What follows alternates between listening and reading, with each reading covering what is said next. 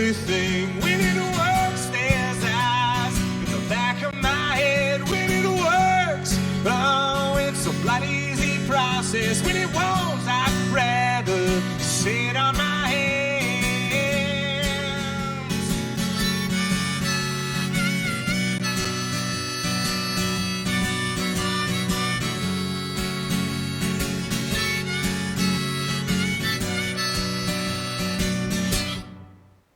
Big noise that I so enjoy. I'm taking the leave of absence, a steady employment. You await with shoddy character traits, speeding through the city with your 10-year-old brakes. When it works, I remember everything. When it works, there's eyes in the back of my head. When it works, oh, it's a fucking easy process. When it won't, I'd rather sit on my hands. If you believe in the underdog, if you believe in my heart, love, if you believe in anything at all, believe in me. If you believe in the underdog, if you believe in my heart, love, if you believe in anything at all, believe in me. Well, good evening, everyone. Here we are at For the Love of Words. One more time, we're back in the saddle, so to speak. We're giving it a try. Glad to look out and see that we got a really spacey crowd tonight. It's well spaced. It's well No, spaced. okay, well spaced. Oh, the spacey and well spaced. I'm the That's one right. that's spaced. I was the one outside. I know that. As a matter of fact, you can tell I was outside because it's August and it's time to be wearing jackets in the evening. Beautiful day. 2 to 3 Wonderful layers. transition from 4 or 5 o'clock through till 6 or 7, and then you realize maybe it's time to put on another layer. Aren't we sorry we made fun of those seniors in their funny sweaters when we were young? I understand them perfectly now. I Cardigans. understand I them want a perfectly. cardigan. Cardigan. They all wore cardigans in the fall, right? Because that's just the way you do it. I love cardigans. Who was that guy that on CBC? A good cardigan guy? No, Charlie Farquharson. Oh, Farquharson, yes. He was a great guy. There was a good career, eh? To Charlie, he was Yeah. amazing, that gentleman. I guess he's passed. Yeah, He must have passed, yeah. but you know, he used to do that whole thing was about the Perry Sound area. That was Don Heron, wasn't it? Wasn't it? Yeah. Don Heron. His real name, right? Yeah. Yeah. Ah. Well, Don used to hang around Perry Sound, right? Yes. And that's the sort of the character, kind of feeling that you got when that whole Charlie Farquharson thing was that in that area. And we had to, when I was coming through with the Heartaches Raz Band, we stopped off at a gas station there and had something to eat. And everybody in the restaurant, it was the Texaco gas station Yeah. with the restaurant on it, and everybody that came in looked like Charlie Farquharson. Really? Yeah. Something in the water? All he was doing was just, hanging out and then taking all the material and getting away with it. It's cool sort of like Corner Gas. They were just, taking a snapshot of That's wherever that happens. I started watching Saskatchewan. reruns. That was brilliant in its own way. Mm-hmm. That was Rollo, Saskatchewan. Rovo. Oh, no. Oh, the wonderful town. Anyway, this is For the Love of Words, sir. And you're back in the saddle, and you're here doing it. And we got some readers tonight. We do. All Our the wonderful $5 group. ones. That's good. Because all the other people are at home watching right now. Yes. Hello out there, Internet. There's a lot of them watching. Good. Hi. Usually, how does it ever get up to 35 and 65 when there's never that many people here? And like it's not how many times you watch the video. Isn't it different? No, it's just addresses? every time, different address each time. Wow. So that means that, like, I'd like to know who our fans are, wouldn't you guys? Who is watching? Right now, Tavera Smith and Sean Wilm are watching. Sean Saying Wilm. Hi, guys. Sean. Yeah. Yeah, That's yeah. who's spoken up so far. Oh, hi, There's more yeah. people watching, but that's who's spoken up so far. Cool. Welcome, gang. One day they'll well, come they're read. willing to chat. That means they're on the chat line. Yeah. Talkative bunch. Because sometimes you don't get anything on there. No. People are shy. People get shy. Yeah. Anyway, let's not be shy. You take it away. You can have some fun with this. Thank you. I'm looking forward to having some fun and really excited to be back. Thank you, Longevity John and What Tim about if we had for- a shower curtain across the front? A see-through shower Well, that's what I was curtain. wondering. A see-through with some fish. If you need a spit guard, why not fancy it up? Yeah. And just put the cameras on this. Oh, God. You could do it. Yes, We'll work on it. we're talking about the necessary physical barrier that we're supposed to have. You guys are way back anyway. If I was in thespian mode, I could probably spit that far, but not poets. Poets don't spit as much, I don't think.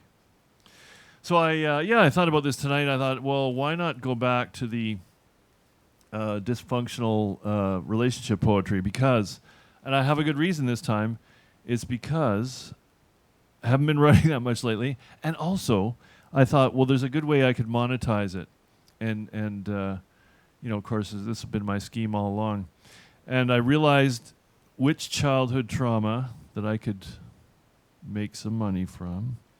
So I got, you guys have helped me before in new careers. This is something I need your help with. Perhaps a good lawyer. We could do a GoFundMe, and you'll be happy to hear that I'm going to be suing Mattel. It's not Monsanto, it's not Epstein, it's Mattel. I don't know who runs that. But anyway, you'll understand it in a minute. I always thought my, my trauma, my alcoholism, my dysfunctionality came out of my teenage years. And, my parents split up and somebody said, that's your trauma? Well, it was a fairly good trauma for me. And I've made good use out of it, I think. But I realized it went even further back than that. And when I was 6 or 7, maybe I've told you this story. We're at the Brewers, and we're going out for a swim. And so I go downstairs to change, and I'm like 7, David's 7, his sister's about 6. So I don't think there's anything morally wrong about that. And on the ground are some girl clothes and a naked Barbie. And I went into a state of great confusion, as you can imagine, and I had an accidental boner. But, well, maybe it wasn't an accident. I don't know. See, that's what's confusing after all these years. And, this is where I think society has been robbed by these people. I mean, not only just the image of Barbie, but the whole twisted thing, right? Why do men go astray? It's Mattel, isn't it, Bob? Mattel. Barbie. And also the Hot Wheels. They give you the impression that you're going to end up with a hot blonde with no waist or pubic hair or armpit hair with glowing eyes, and you'll be driving a Ferrari, which is complete illusion, as we all know. So I think I got a pretty good shot at this lawsuit, if you guys will help me. And for all the years of despair and pain I've caused the women I've dated, So we could kind of, if we get a sympathetic female judge, and we kind of tie into the Me Too movement and all that. It's just you wondering why we're fucked up. It's Barbie. But I know it's a bit shady, isn't it? Yeah. Men were raping and pillaging long before Mattel, but I think it was the catalyst. That's what we're talking about, Dad. The catalyst. Anyway, that's complete bullshit, and I just wanted to share that with you. I want a real woman. This didn't happen that long ago. I don't want another woman who wears a lot of goop in her hair. I'd like a woman who wears it long and hanging down. I don't want a woman who gets drunk and fades out at night. I want a woman who can dance, who ain't afraid to hold me tight. It's a song, by the way. I don't want a selfish child who dragged me down through the gates of hell. I'd like a blue-eyed, snappy dresser who's smart and funny as well. She'd make all the boys go quiet as she's entering the coffee shop. Plaid skirt, blue eyes, short bangs. I don't want a woman who will make a fool out of me. Maybe it's myself making the foolery. She might be wild in the bedroom, but in public give me loyalty. Is it asking too much to find a lover and a friend? One who won't dump me by email when her party ends. Oh, that's a modern sign, isn't it? How many times have you been dumped by email? I was dumped by email 3 times by the same woman. That shows you where my self-esteem sits, I tell you. 3 times. Yeah, I'm looking for a woman. Your line is, how's that working for you, buddy? This is in the folk song version. Yes, a real live woman, not a babe in a dream. I'm looking for a woman. How's that working for you, Billy? Yeah, you get a little more personal in the second one. Yes, a real live woman. I know what you mean. Now, you who have successful marriages and live with real live women, my congratulations to you. I don't want another woman who is undecided. I'd like her to be sure and not a mind divided. I'd like a real woman with fire in her eyes. I get glimpses of you and I realize. That's what goes down as a song. Hold it. This one's called I Need a Little Love. Well, I never learned to play the saxophone, but I spent a lot of nights just sitting alone. She said there's too many boys just playing guitar. You got to be good if you want to go far. She sure jumps up when the ska band plays. It reminds her of her skater days. She's 37 now. She's got her own boutique, and I feel kind of dizzy whenever she speaks. I need a little love in my neighborhood. I need a little love, and it's got to be good. I could sit at home and worry about the fucking war. If it ain't about oil, then what is it for? It's a killing for profit money machine, and you can bet that you and I will never see the green. Now that's definitely a rock song, as you can imagine. This is the last one. It's called Kids' Toys Hidden in the Snow. This was a nice memory. Kids' toys hidden in the snow on secret trails where only kids go. We're just lying there still in bed, watching the flakes fall, lazy. We're stuck in the country in an idle dream. It's December, but I still haven't written a decent song for you. It's close to the takedown, still on our honeymoon. Ah, never mind who's swimming. Winning. Sorry, we can't count, so we'll just call it swimming. I run to you, but I can't get there fast enough. Hearing the jingle jangle of your earrings on the ball field, I fell real fast because I said that I wouldn't. She wears hats to disguise her genius. Only the damn hair gel gets between us. I fell for you like the family dog, tripped over the ottoman on the way to your pantry, just like Dick Van Dyke. That's it for dysfunctional relationship poetry version. Anyway, it's easier. If you're not functionally married by this age, it's much easier just to be with the cat, really, isn't it? And write your memoirs, right, John? Is that what we're doing? You may still get a babe. You're pretty swarthy and you walk a lot. I know. So I think if you get out of the house, you have more of a chance of meeting someone, and you have a tan. It's like I have the chicken legs going, completely white. Oh. Anyway, so I'm going to move this over, and I think we're going to put Mark on first because he was going to be the erstwhile host. I'm not even sure if that's the right word. MC, because I might have not been here. So we want to thank him, and he could pretend that he's opening up here, Mark. Oh, jeez. Do you want me to move the stand, Tim? Well, what's safer? Oh, okay. I could do it. You could sneak up for a... What's it then? That's mine. Yeah, stand with me.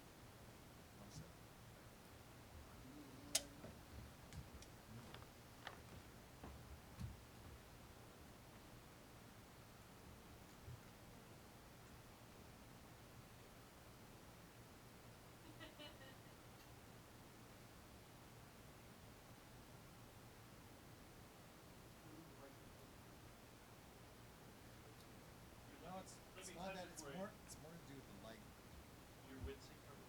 There's a stand with a light on it right beside you there. You can, in fact, just walk in there. You have light. Use that.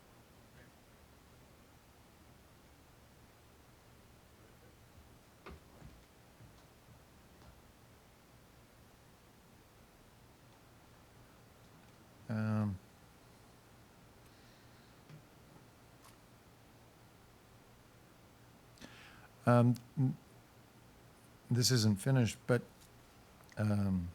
it's the beginning of something, or maybe I'll use it and piece it together with something else.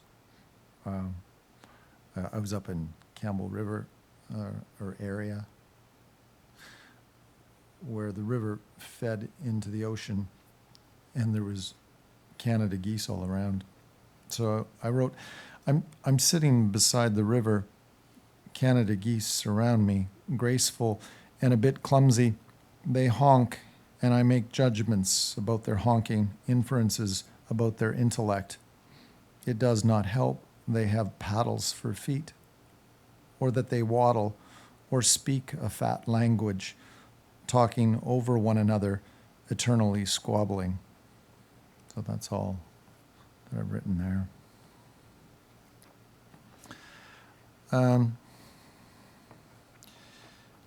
So my default, when I haven't written anything, is Tony Hoagland, because I love the man. So I don't know if I've ever read this piece before, but I notice I've got a little asterisk beside it.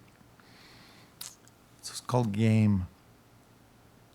On Thursday nights in spring, the volleyball game starts up again, though all the players on the team have been replaced the way that all the cells have been replaced in my sensitive fingertips, which once explored the sweet, unbelievably silk periphery of Jennifer Martin, who then surprised me by one day simply vanishing. Each time the ball is served to me, I get a great constriction in my chest, afraid that I might miss, but the ball flies up and down, and I survive. The energy which gushes through all things looking for a place to stop keeps going, and Jennifer might be the name for all of this. Wild photons plunging into skin, the wind stirred clover in the unmown field, the bees that sexually harass the flowers, the tendril of the honeysuckle reaching for the next rung in its ascension of the chain link fence, blue of Jennifer inflected sky and Jennifer alfalfa. By the end of summer, we all will be a slightly darker shade of brown, as if the skin remembered. A few more tiny stretch marks pleated at our eyes, as if we each were making a serious collection of the kind of things that change is gradually made of. When my turn comes to serve, I hold the white ball in my hand as long as possible, letting it grow rounder, making everybody wait until they get impatient, pissed off, loud. Noticing the Jennifer-shaped cloud that slides across the sun above the field of sparkling Jennifer. I hold it in my hand as long as possible, though birds are speeding overhead and the unmown field is foaming at the mouth with flowers.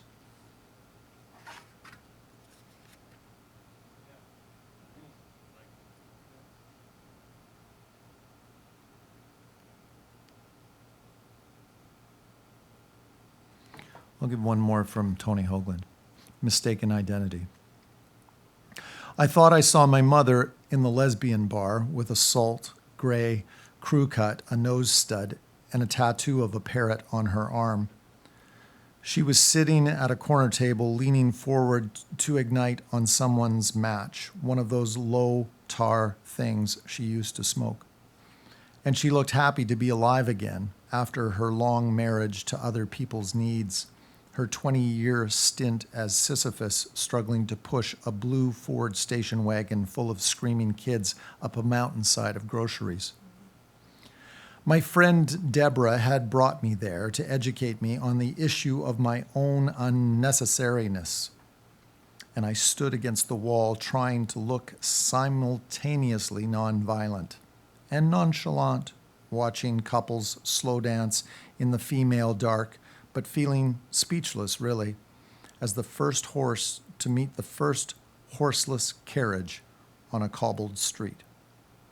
And that's when I noticed Mom whispering into the delicate seashell ear of a brunette, running a fingertip along the shoreline of a tank top, as if death had taught her finally not to question what she wanted and not to hesitate in reaching out and taking it. I want to figure out everything right now before I die, but I admit that in the dark, where a whole life can be mistaken,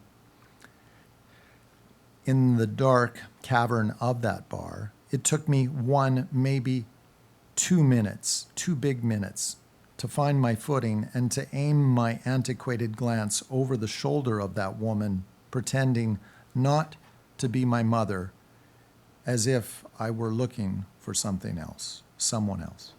Here we go. Thank you.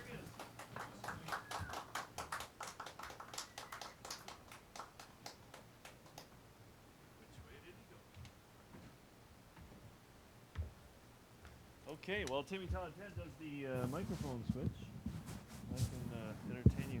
Perhaps some information I could address the internet crowd, the hordes. For those of you who have not been here and might like to think that you might come, what's our modus operandi? It's basically loosely 5 minutes reading. I can't even speak anymore. I've just forgotten how to do this. We get about 5 minutes to read, and certainly a lot of our readers are authors, but you don't have to be an author. You can bring something that you really enjoy reading and read that. It's more about the love of words. See, I took out the F there, Marcus. The love of words. And so we hope to see you interneters out here sometime.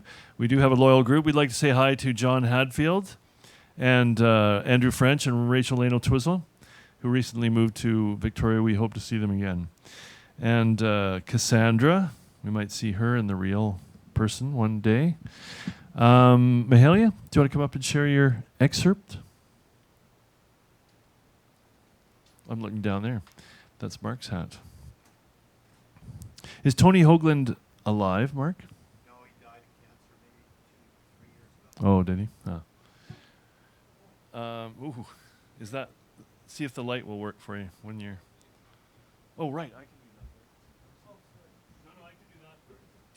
If you do the switcheroo, I'll do the.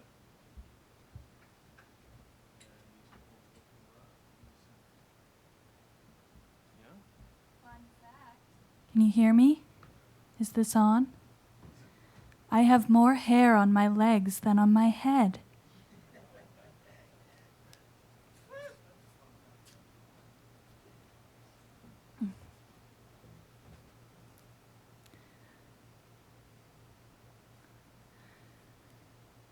Fireflies swarmed, power cords throbbed. David opened his eyes. Sunlight gleamed through a window. Through a swirl, he saw a cupboard above him, the edge of a sink, a stack of dishes. About to vomit, managing not to, he turned his aching head to the left and saw the blur of a kitchen table. His movement bumped an object and sent it rolling. I can't see a thing. That's better. David strained to clear his vision. He recognized the rolling object, an empty glass that the turn of his head had sent clinking to a stop against a leg of the table. His hair was soaked. He lay in a pool of water, but his body was drenched with more than water, sweat. His bare legs, arms, and chest were slick with perspiration. His shorts clung, sweat-soaked, to his groin and hips. What was going on? Through misty vision, he focused on the digital clock on the microwave to the left of the table. 12:55. A calendar, the kind you tear a page off each day, showed it couldn't be. 1987? June? Thursday? The 18th? Impossible. The last moment he'd known had been sometime in March. The delirium of morphine and the distracting pain of his mortal illness had made him unsure of the date. But without doubt he'd entered intensive care in March. 40 years from now. So what was he doing on the floor of the kitchen of a house that he'd sold a year after Matthew's death because he couldn't bear the memories of? A year after Matthew's death? Intensive care 40 years later? With tingling feet and hands, David raised his head from the floor and peered at his body. no wrinkles in his stomach, no cancerous gauntness in his chest. He was struggling through nausea to stare at the daily exercised body of a man of 44. Despite his nausea, he felt in the middle-aged prime he'd known and then lost after Matthew had died. After Matthew had died, June 18th, one day before Matthew had contracted the septic shock that 8 days later had killed him? Thank you.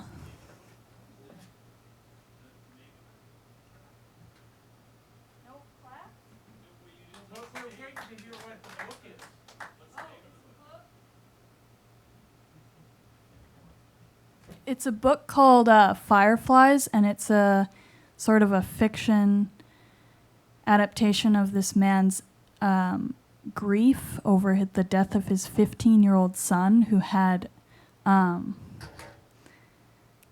bone cancer. And I found it in my grandma's room today. And like my grandma and I, we went through a traumatic experience. The loss of my grandpa, her husband, and it's powerful, the whole grief thing. So I love this book.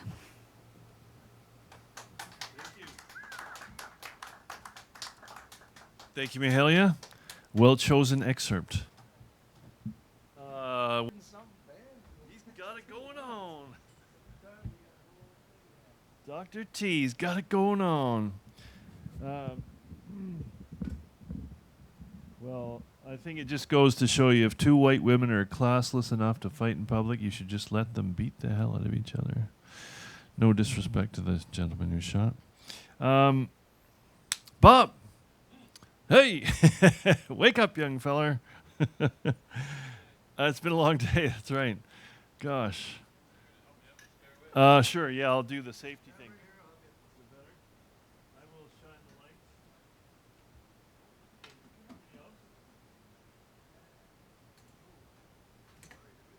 That's right.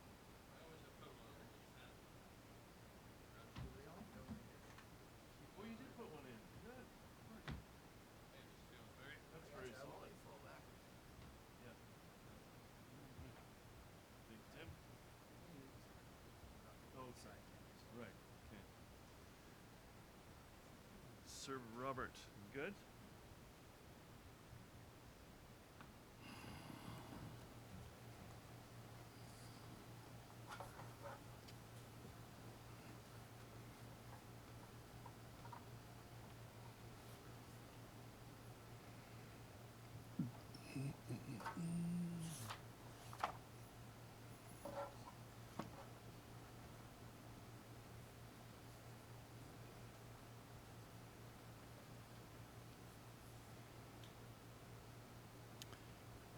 So I've got a sort of a role here, which is partly to do with being born a long time ago. And I think I read from this before. There's a little publication called Quarry 14, which came out of Queen's University annual collection of literature, kind of. And when I was there in 1965, this is the one that came out. And it's not just the students or the staff writing. They list Earl Burney, Raymond Souster, Alfred Purdy, James Reaney, Fred Cogswell, David Helwig, Michael Ondaatje. They were all submitting their stuff to this magazine, and some in French. I haven't found a single woman, I might say, in writing.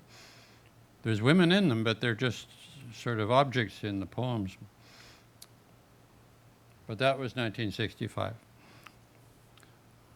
And I was living near some of these people at the university there, not doing English, but I paid a little attention to poetry at that time. So I'll take a bit, sort of a snapshot of how it was in a university atmosphere, I guess, in 1965. I'll start with our favorite Al Purdy, Did people see the TV program about him the other night? Probably not. TV doesn't run much new stuff these days. It was called, oh, Where he's alive when they're at the cabin? yeah. I didn't know anything about his life, and he was with this one woman almost his whole life. That was astonishing and wonderful. And then near the end of the program, it turned out that he'd been unfaithful when they were about 30 or something. And he'd gone off, and I guess they got divorced. Anyway, he married another woman. They had a child, and he turned up. This was late in the program. It wasn't very autobiographical, but it gave a good sense of him, and all he did was write. He just lived on nothing until when he was about 40, the poems began to sell. It was interesting. I'm sorry I can't remember the name. Anyway, there he was, and I'd never seen him much, and it was quite inspiring. His determination to write well. Oh, and they mentioned Quinte Hotel, which I thought I'd discovered, and I used to read it around here, and it was always very successful. But everybody knew about that, the way they were talking. And he did write some better poems than that. But I'm back at the simple-minded fan, I guess. Anyway, that year in 1965, which was fairly early in his career, maybe he also wrote another one about Kronos at the Quinte Hotel, which I'll read now. In the tavern, I asked the 92-year-old man what it was like to be what he was, and tentatively is.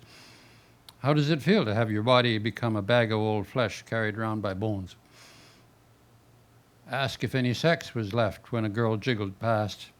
He got mad, made to blast me like Zeus, only with fists.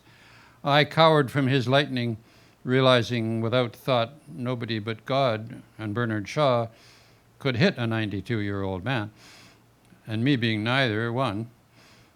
But he changed his mind, and his imperial old fists fell harmless. And for a moment I knew what it was like to be old, so old. Even Bernard Shaw's beard is boy fuzz. I knew what it was like when the old man left, leaving a nickel tip for the waiter. He left strutting, and as young as a young fossil. And he walked straight. I remember a short month later, going downtown and a warm sun on my neck shone in the middle of a long afternoon, looking at a young girl's legs, and I chuckled, as softly as a fossil might. If a fossil could, by God, chuckle, watching how I walked from shop window to shop window, and I walked straight.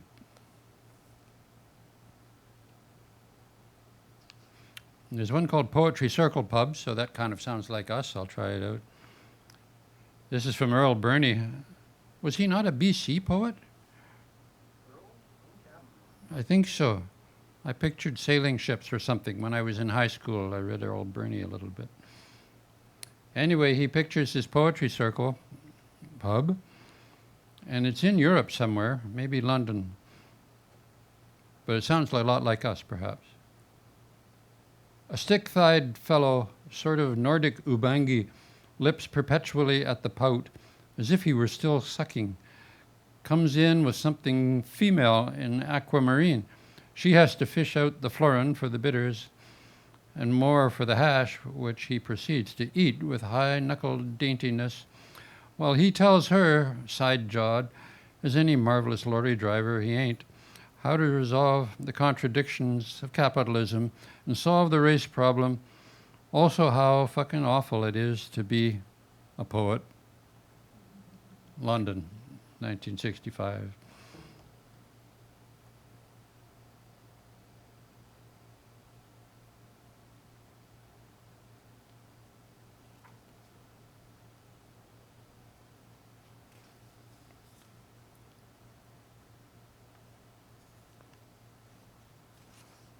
Okay, two more. This is called Spaces. That's because we're spacing each other out so well tonight. It's by Tom Marshall, who I really thought was quite a poet. He was just a bit older than me, went to Queen's, and he also, I think, edited most of this book, and he wrote a self-congratulatory, a full of himself review of a book by Douglas LePan, who was well known, and he advised Douglas LePan how he should have possibly written it in other ways with a different set of main speakers or such and such. He didn't mind putting down his opinions. Anyway, he wrote poetry when Jack Kennedy was shot. I remember he wrote a little poem in the weekly newspaper, which made me feel good that poetry could be coming out live like that with emotion when you needed it. Anyway, this is a bit interesting. Tom Marshall, The Answer to Desire. Excuse me. The wind today is metaphysical. The fine park disintegrates in sound that floods the landscape with anxiety. The wheeling of those strident gulls arouses and allays a questioning in which the heart interrogates the heart. The question is a kind of answering. What is there then to do when I knew already that longing is insatiable, not that not any love, no, not any fulfillment is ever enough for the whoring heart. And I was April-hearted once too, and still young enough to imagine the lineaments of Eden in the raucous call of April gulls hawking their crude crucifixion over the whole earth. And there is no need to their crying, no peace to the scattered sky of their accomplished dissonance, their chaos bent to the creaking trees. Subtle as premonitions, our lives move into the waves' intense and shifting frequencies. Can the brain then burn and brandish articulate denial of desire? Die to the earth's taut and hungry turning? Gull, scream. The gnarled words break. The mind sets. But the heart, luckily intractable, rebelliously will not give up. The mind learns treachery will be the thing, the value and virtue of fragility. Finally, only tension is creative. Gull cries echo in the marriage bed. All questioning affirms, announces the answer to desire is desire. There's a lot of worrying about desire and young love and so on in these university youngsters. I also think of the gulls screaming there. The area between my house, I crossed McDonald Park to my parents' house to go to class there, and there were always gulls there. It's not near the sea, but squeaking gulls are very much the picture. So he put them in his poems. So Michael Ondaatje is the most famous, so we'll put him last year.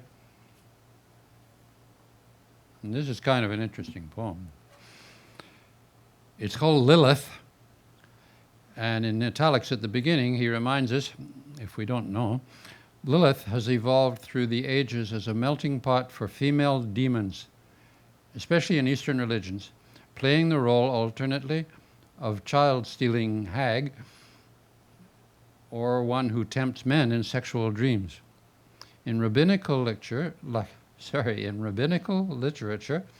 however, she is said to have been the first wife of Adam and is supposed to have flown away from him and become a demon, much to the chagrin and relief of God. So he seems to be chasing up that image of the demon. Shaped from a breeze and torn off trees and roots and waving corn and spiraling wings, she was the first experiment. And being the first, he watched with an awkward awe while the world, still forming, twisted like a quiet testicle, subtle rhythms pulsing in chaos. Out of this strange pine, he stretched out the diseased form, corruptions and obscenities, all new for the weaving, thawing world. And she, being more God than he, fashioned the sperm of her body for action. No coy seashells for her. She rioted and tormented the passive Eden, galloping erotically on the horn of a corrupted unicorn. Michael Ondaatje, 1965. Did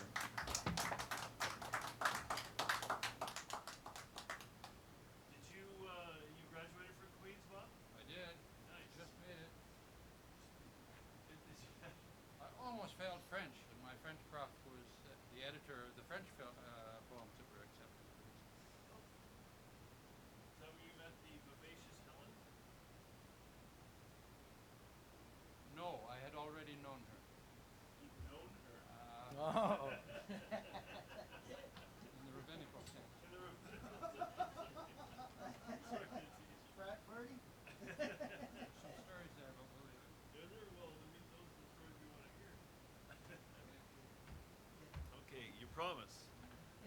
I bet that Helen was a vivacious young thing, wasn't she? Boy, oh boy, I can only imagine. Drinking the boys under the table, laughing. You know, you made me think, it made me wonder, I wonder if God was surprised at the lustful and mischievous natures of these creatures that he had created and, had a reaction. That was the first testament about, his wrath and such was just his like, holy cow. Maybe he didn't know everything. Anyway, that's too big a subject. Deb, so come on up. I'm very surprised, though. No female authors. Maybe the 60s weren't as swinging as we thought they were. When did the emancipation happen, Deb, do you think? We're still waiting. Oh, the Immaculate Emancipation. I think that's what they're going to call it. You want to sit? You're ready for a fresh microphone? It's all good to go. Can you hear me through this mask? Still not happening. Is Greg? I had the feeling though that you wore the pants in the family. Is that not true? All women did. I don't know, Bill. I was going to let you in on a secret. Do tell. What every woman really wants is a good, deep belly laugh. Oh, that's right, and that's what So, you love. so Greg. you're okay. Yeah, I'm okay. Well, I'm not that funny once you get into a relationship with me. And you got to do the dishes. The voice is nice and clear there. Good to know. And Barbie, yeah, huge mistake, huge. And I'm going to follow that theme, kinda. I'm going to read from a book that Mark's super smart wife told me about, called The Woman in the Body, A Cultural Analysis of Reproduction. Bang smack in the middle of all this cultural analysis, there's a poem.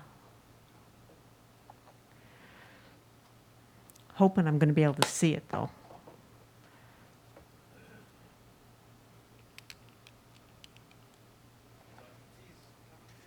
There. Midpoint. She stored up the anger for 25 years.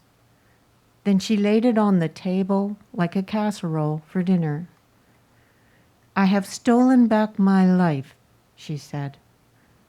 I have taken possession of the rain and the sun and the grasses, she said. You are talking like a mad woman, he said. My hands are rocks. My teeth are bullets, she said. You are my wife, he said. My throat is an eagle. My breasts are 2 white hurricanes, she said. Stop, he said. Stop, or I shall call a doctor.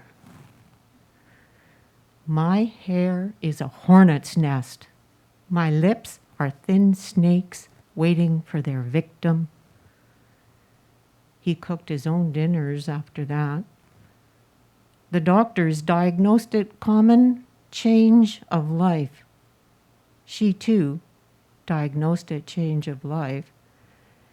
And on leaving the hospital, she said to her woman friend, My cheeks are the wings of a young virgin dove.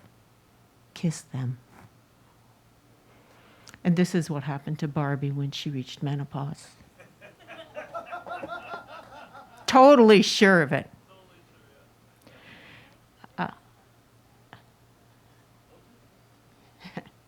Do they? Good. I'm trying really hard to listen. And this is just from one of my favorite books. It's called Slow Emergencies by Nancy Houston. It's about mothering and art, in this case, dance. Right at the front, there's this quote: "What is dance if not the stifled essence of a scream?"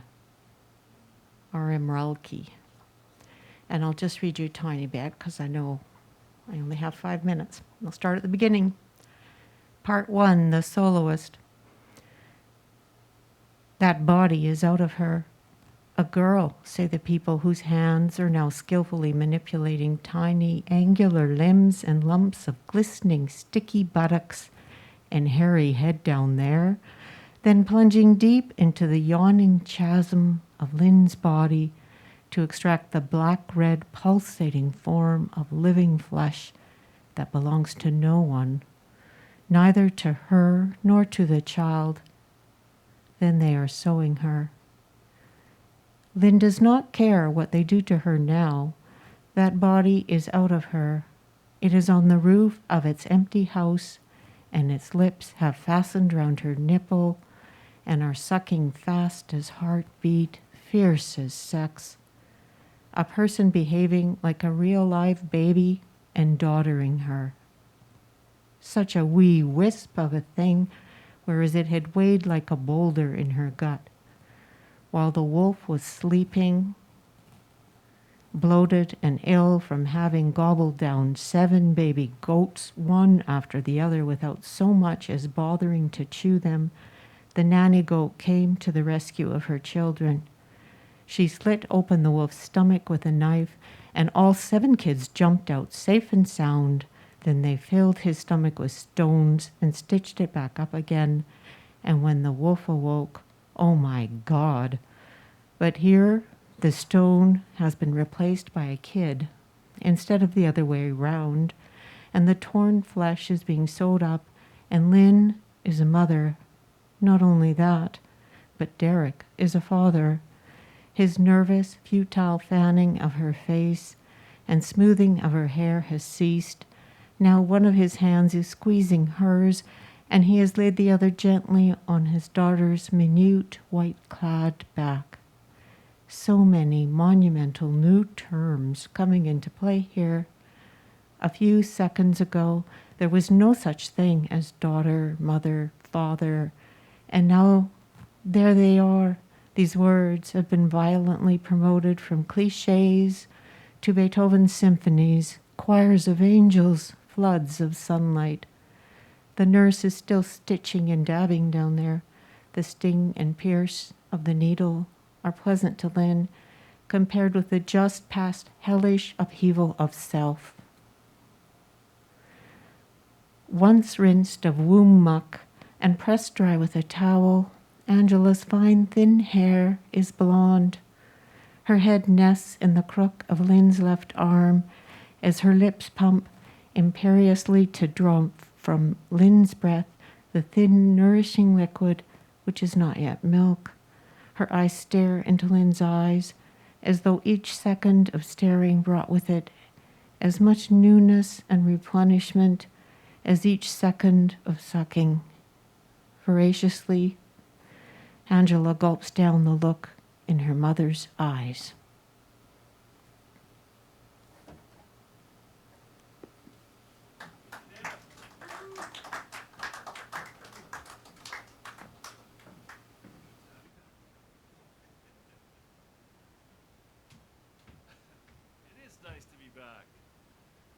Thank you all for coming out, really. That's it. Gord, who's come back. Thank you, Gord. I'm pointing out there, but I can't really see where you are, Gord. Yeah, I think you're there. You're right there. Come on up. What was I thinking? Oh, in this age of political correctness, would we be able to call Curvy Barbie Bootylicious Barbie? Would that be all right? No, you see, you can't even get away with that anymore. It's terrible, terrible time to live. We're all being good to each other, though, and correct with our language. I had a thought there. It's gone now. Have any of you suffered from... come on up. Where'd he go? Oh, hi, Gord. See? I'm just not used to people. I watch for the cat. I'm not used to people. 3-word sentences. How are you, sir? Fine. Did you keep busy during the COVID? I guess we're still in it, but... Yes. What do? You whittle? Do you make clay figurines? No, I didn't do very much. No? Just relaxing? Yep. Enjoying retirement? Yep. You devil. COVID. COVID, what's that? I know. Welcome, sir. Thank you. Good evening. I have, can you hear me okay? I have one piece of prose and then some lyrics. This is kind of experiential. Boy.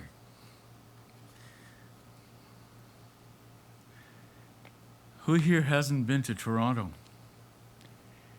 TO, the T dot, also known as the center of the universe. Either as a dedicated, purposed visitor to the city or passing through Toronto's Pearson Airport, Canada's most humongous airport, where the rumor persists that if you were to straighten it out, you could walk to Oakville to catch a flight to Montreal. There was a rumor that Toronto Airport is the only airport in Canada that offers flights to other parts of the airport. Once I wanted to book a flight from Vancouver to New York City. The airline booking agent told me my flight went through Toronto and asked if I knew anyone I could stay with overnight. Have you ever overnighted in Toronto? It ranks with dental work as among the top most desired experiences. Now, I hope nobody hears from Toronto. No, I did not want to spend the night in Toronto. I reminded her there's a nonstop flight from Vancouver to New York. A moment passed, then, oh, you're right. And you don't have to pay the tax for landing in Toronto. Well, book me. And if you want to fly from Vancouver to Edmonton, you have to change planes in Toronto. It's a great city, Toronto. I was in town for the Toronto International Sportsman Show, a tremendous exhibition of fishing tackle, rifles, pistols, boats, recreation vehicles, resorts, fruit cellars, beautiful outdoor art, chicks, and supplies for people who like to impale their faces on small metal objects. My job was to man, that is, person, a tourism promotional exhibit booth.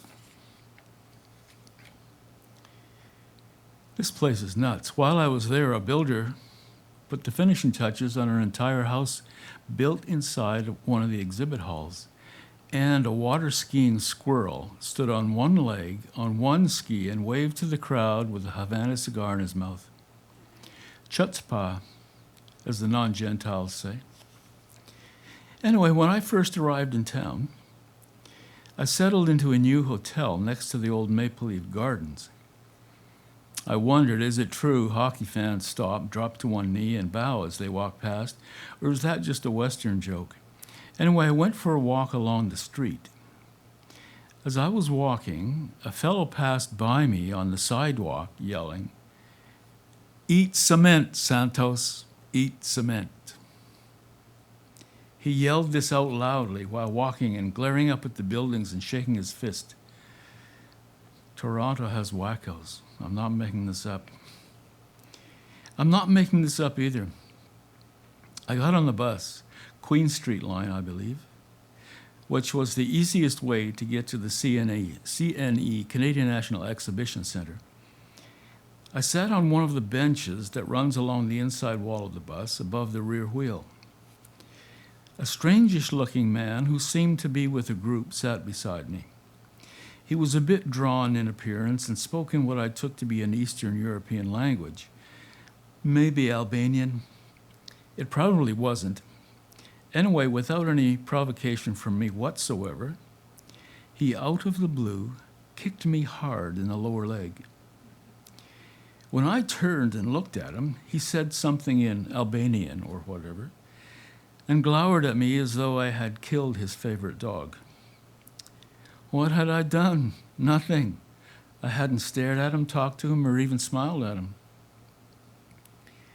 As the bus pulled to a stop, he and a few others got up to leave. While he was standing, he glowered down at me and kicked me again, hard in the shin this time, and held his stone stare. Well, my natural instinct for vengeful reaction conquered my passivity, and I kicked him back. I must have figured if someone doesn't do it, he may keep thinking he can kick anyone anytime he wants. Then his group got off the bus. I was later told there's a mental institute on that street right about where this fellow got off. At the show, a couple came up to my exhibit booth. One of the two looked at me and said to the other, "There's that guy that kicks people on the bus. Vengeance is mine, saith the Lord." Now here's just a little lyrics. This was a blues song that I had written years ago, but I just kind of revised it slightly. I woke up this evening because I went to sleep so late last night. I woke up this evening because I went to sleep so late last night. I looked into the mirror and something just wasn't quite right. My left eye was where my right eye used to be, and my right eye was where my left eye used to be. I looked into my ear, and my mind's eye was staring out at me. My ears were on backwards, and my nose was upside down. My nose was on backwards, and my ears were all over town. You should have seen the things they heard. My tongue was inside out, and my words came tumbling out upside down. I called my banker and said, "Do you know what's wrong with me?" I called my banker and I said, do you know what's wrong with me?" He said, "You need an account with more money." So I called my lawyer and he said, "Let me present you with my fee." I called my MP and said, "Am I talking through my hat?" I called my MP and said, "Am I talking through my hat?" And he said, "That may be the case, but we have a tax for that." So I called my doctor and asked him, "What's wrong with me?" I said, Doctor, do you know what's wrong with me?" He said, "No, I don't know what you've been told, but you might just be getting old. Are all those women been giving you the COVID-19 nervous breakdown blues? You got the COVID-19 nervous breakdown blues." Thank you for listening.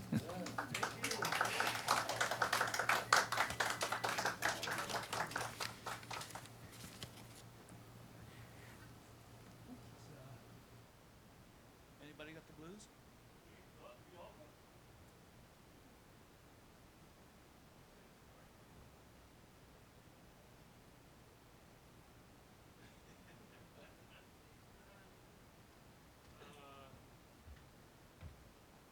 Well, it's important to note, Gord, that the character of the Queen Street line is unique because of the big mental health institution on Queen Street.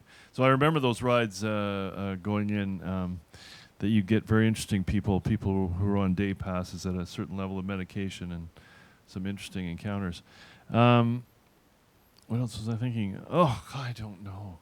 Have we missed anybody? Greg wanted to add something. And see, Greg, I almost whooshed. We can't just assume, Monsieur Greg, and how's your commuting and working going?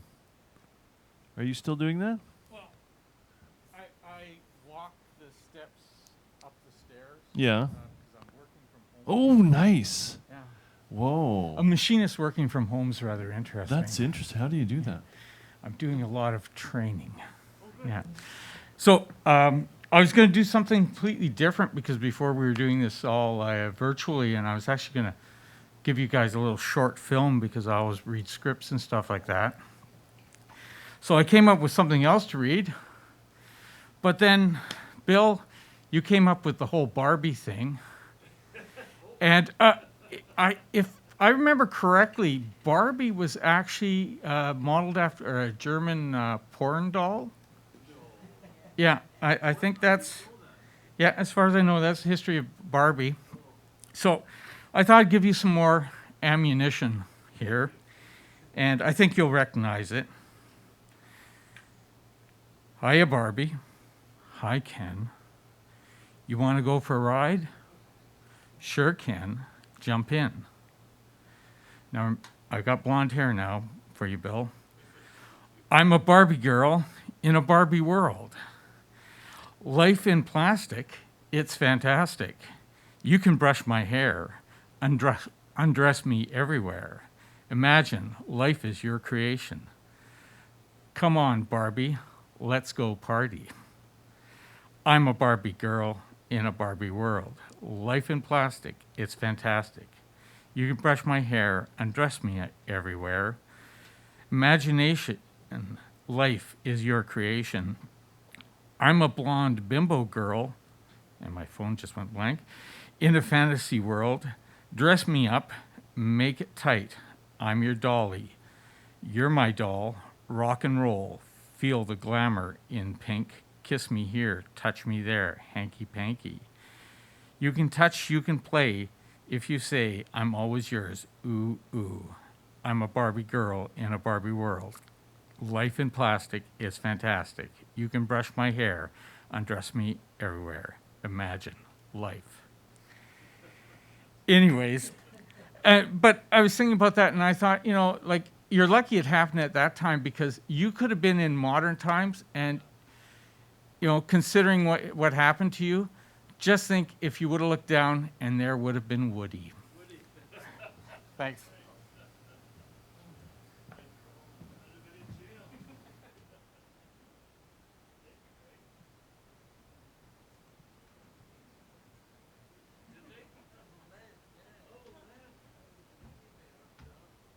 I was gonna say that could almost be it could have been a tube song or something. Drastic. Wow, these are amazing. This is definitely like doing acid. How does it look from out there? Weird. Ooh. You don't want to. Have you tried these on, Timmy Ted Todd? Look like Mickey Rooney. Oh my lord. Trailer Park Boys. Bubbles. Was Bubbles the guy with the Trailer Park Boys. weird eyes? Have I missed anybody? Remember when Mickey Rooney did that terrible Oh. What movie was that in? Breakfast at Tiffany's. Oh. Which was otherwise a good movie, except for that, right? Well, and I'm still really disturbed about the lack of female poets. I would have thought the hippie era, there were women writing and... Well, I was going to say how she's of an age where she would have gone to school. Is she about your age there, Bob? Margaret? I can't remember. And the other Margaret was writing a lot in the 60s and wrote poetry, but maybe not submitting to university sexist, imperialist magazines like Queen's. What was the name of the magazine, Bob? The periodical? Quarry. Ah, there you go. Oh, of course, yes. Or Emily Carr, long dead. Susan Musgrave, she's about that age. I don't know. Oh, well, it's a better era now, isn't it, Deb? Even though the emancipation has not quite come. It's on its way. I heard it's on its way. That's the main thing. Okay, I'll just share one more, and then we can go to the bar. Well, I think 6 of us can, or we could have two tables of 4. What's that? A 6 at a table. Yeah. I'll be all by myself. Put them on ice. So this is the advice I gave to myself when I was, I think just before the third time I was dumped in this dysfunctional relationship. Put them on ice. Though you may think those wild kisses and the soft, soft skin is nice, put them on ice. Yeah, kid, just put them on ice. Don't be making desperate late-night telephone calls or spill out your heart in an ill-thought-out email. Don't render yourself useless for the one who's never there. Just put them on ice, kid. Put them on ice. Though those curves under the covers sure are fine, though you're lusting for her wild alcohol, she'll never give back to you much anyway. You're waiting for a recognition that never comes. You'll never catch the fox. All you get is a piece of tail. And you hear the tender cries of mercy underneath her veil. It's hard to keep your pride when you're tossed out of her bed. All you wanted was a kind heart, a warm hand, and a little bit of head. Oh, put 'em on ice. That girl is nice. Just put 'em on ice. That girl sure is nice. Aren't I glad that I've evolved to having a functional relationship with my cat? Now, no, not a physical relationship, you sicko. People are so twisted. I mean, there's just no filters anymore. I guess that wasn't a good segue, though, was it? You're right. Sorry, in my mind it worked, but it didn't really work. I'm sorry. There's no unhealthy treatment of gerbils in my past. So thank you all for coming out. This is our first live show. Yay! Not the first one in 2020, but the first one in 6 months or 5 months, whatever it's been. So welcome back. We'll see you. So while he's here, typically, Mark, I think for sure next month I probably won't be here. Are you willing to take a chance again and just say you'll be ready? Thank you. Thank you to Mark. Because we'll be here the last Tuesday of the month in September. And thanks to Tim and Longevity John. Yeah. Oh, who's having a birthday soon? And is it your 21st annual 50th birthday party? Do the math on that one, wise guy. Yeah. That's right. And what day does it fall on? Monday. Geez, maybe I should stay around. And you're going to have some fun are you doing it out the back? No, we're doing it in here. Inside. Socially distanced bands and cake. Yeah. Well, it's hard to do the cake, isn't it? Cupcakes. Ooh, tarts. So you get individual things and... Everyone gets their own cake. No, we could all use a bit of cake. All right. Thanks, everybody. And if you can find out about a natural Viagra for me for next month. In fact, you might want to email me any solutions you have, like ginseng. So I have a feeling I might get kidnapped when I'm up north. You know what I mean? Kidnapped. So thank you all. We'll see you next month and see you at the bar in Internet Land. Bye.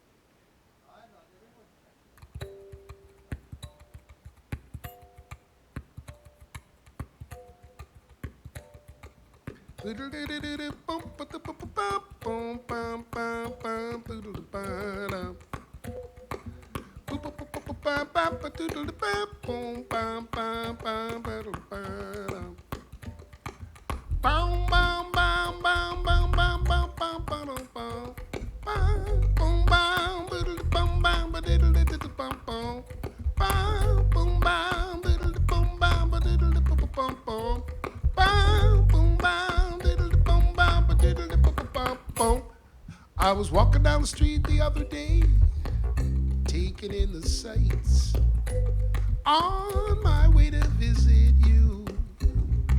I bumped into an old high school friend I hadn't seen in years.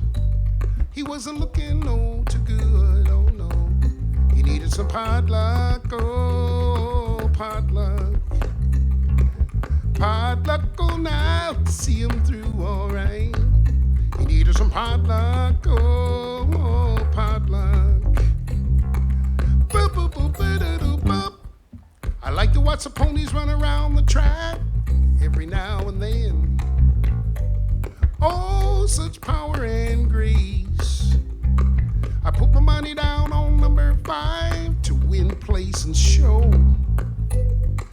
sit back down and I pray for a little potluck, oh potluck.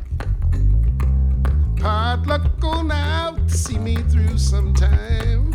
I need a little potluck, oh potluck, alright. Boop, boop, boop, ba-da-da, bop. Boom, boom, boom, ba-da-da-da, boom, boom, ba-da-da-da-da, boom. Potluck, boom, boom, diddle-da, boom, boom, ba-diddle-da, boom, boom, boom. Potluck, boom, boom, diddle-da, boom, boom, ba-diddle-da, boom, boom, boom. Potluck, boom, boom, diddle-da, boom, boom, ba-diddle-da-da-da-da, boom. Now you and me, girl, we've been together for many a year. Oh, it's a beautiful thing. When a little bit of luck comes our way, we jump for joy. Oh, you can hear us sing. Thank you for the potluck, oh potluck. Potluck going out to see us through sometime. We need a little potluck, oh potluck. Boop, boop, boop, ba-da-da, bop. Boom, boom, boom, boom, boom, diddle-diddle-diddle-diddle, boom, boom. Potluck, boom, boom, diddle-diddle-dum, dum, diddle-diddle-diddle-dum. Potluck, boom, boom, diddle-diddle-dum, dum, diddle-diddle-dum, boom. Potluck, boom, boom, diddle-diddle-bum, bum, diddle-diddle-dum, bum. We need a little potluck, oh potluck, all right. Potluck on now to see us through. Potluck, oh potluck.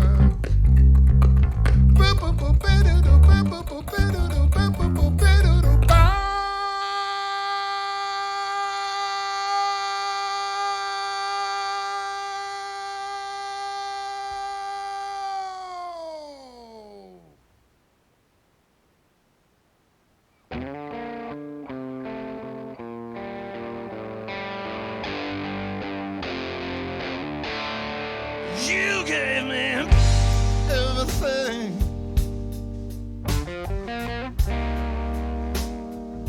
You gave me everything and more, yes you did.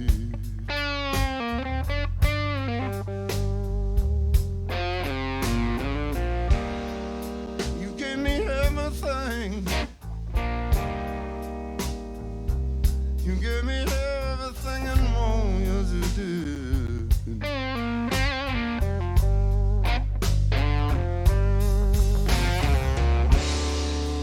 But you left me with nothing but all the blues in the world.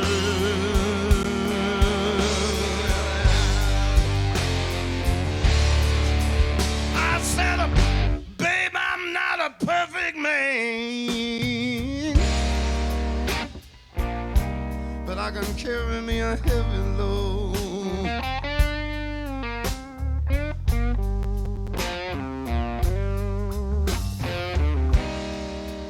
I'm not a perfect man,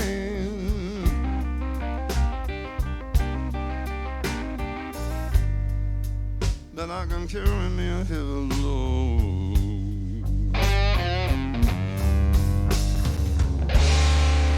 But it's so hard to carry on with all the blues in the world.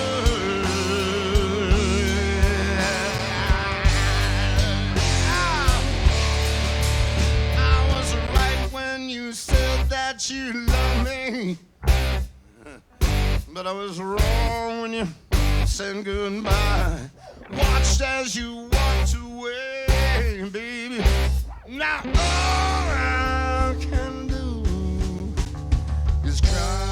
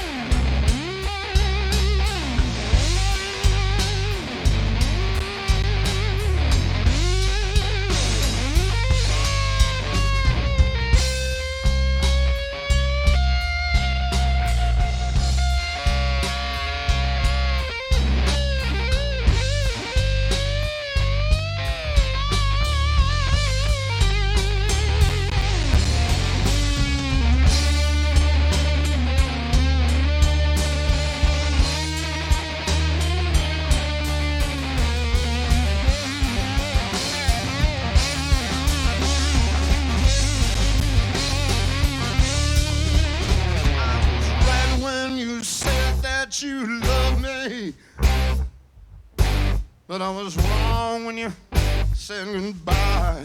Watch as you walked away, baby. Now all I can do,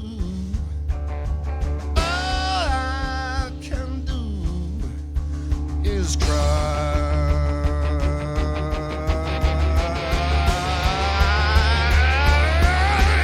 You gave me everything. You gave me everything and more.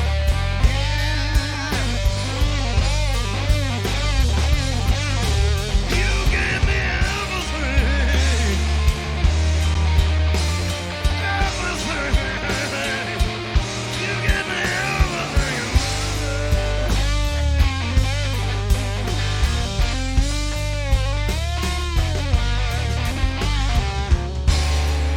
But you left me with nothing.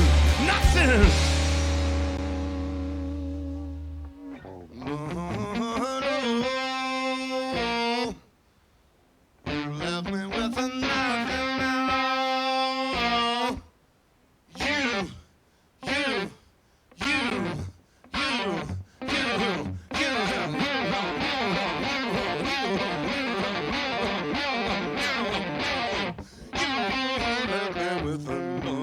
at all.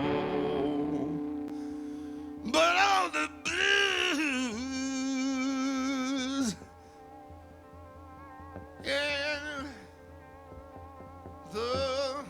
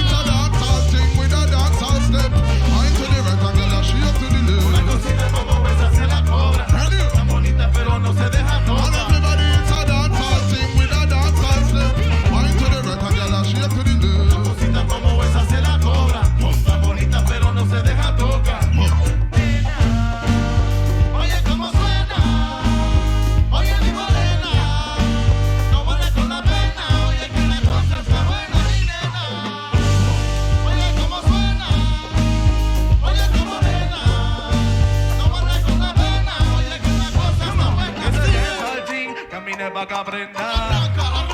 Oye, pa' que suena number one de la calle, camina pa' que aprenda. Oye, mi morena, let me see you wine number one on the scene. Dime, dime, dime lo que